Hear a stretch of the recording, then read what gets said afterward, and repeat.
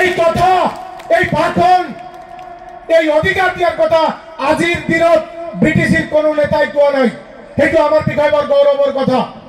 আপনাদের একত্রিত আছে রে স্যারে ভাষণ দিব, স্যারের কথা শুনিব আপনাদের। আর স্যার আপনার ওসরত আমার মেমোরান্ডামত এটা কথা উল্লেখ করেছি স্যার যে ব্রিটিশের যেহেতু 40খন বিটিসি এমসিএল সমষ্টি আছে, 6খন নমিনেটেড এমসিএল আছে স্যার।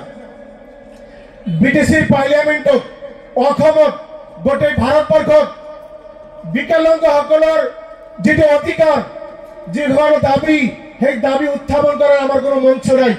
ৰাজনৈতিকভাৱে পিছপৰা ৰাজনৈতিক অধিকাৰ পাবলৈ আমি সক্ষম নহওঁ।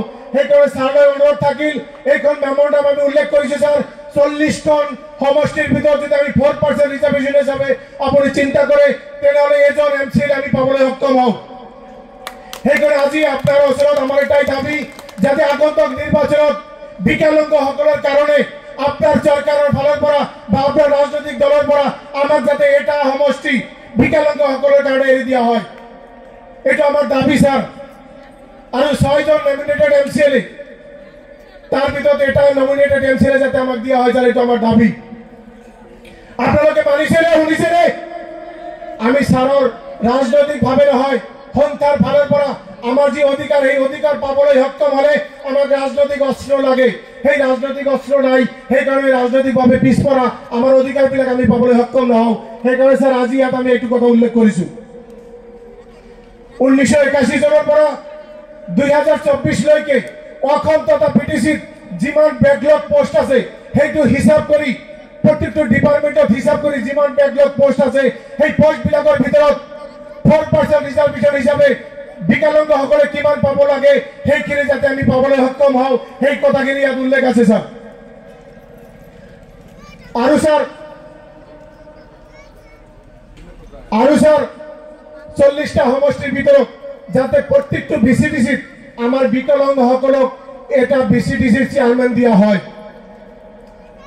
এইটো স্যাৰ আমাৰ দাবি। আজিৰ দিনত আমি ৰাজনৈতিকভাবে পিছপৰা। আপনি জানে স্যাৰ গোটেই অসমত যেতে অৰুণোদয় নাম চল অৰুণোদয় প্রত্যেকটা প্রথম পেজত লিখা আছিল বিকলাঙ্গসকলক অধিকার দিয়া হব, ফার্স্ট প্রিপারেশন। কিন্তু দুর্ভাগ্যের বিষয় গোটেই অসমত 0.1% আমি বিকলাঙ্গসকল অৰুণোদয় পাবলৈ সক্ষম হোৱা নাই। আগতে আমি 500 টাকা পেনশন পাইছিলো, যেতিয়া মোদী ডাঙৰীয়াই প্রধানমন্ত্রী হল আমার নাম দিলে দিব্যাঙ্গজন। আমি সুখী হয়েছিলো, আমি ভাবিছিলো প্রধানমন্ত্রী মহোদয়ের নেতৃত্বত বিকলাঙ্গসকল হয়তো উপকৃত হব। আমার পেনশনটা পড়াই 1000 টাকা করিলে দীনদয়াল দিব্যাঙ্গ পেনশন আঁচনি নামত।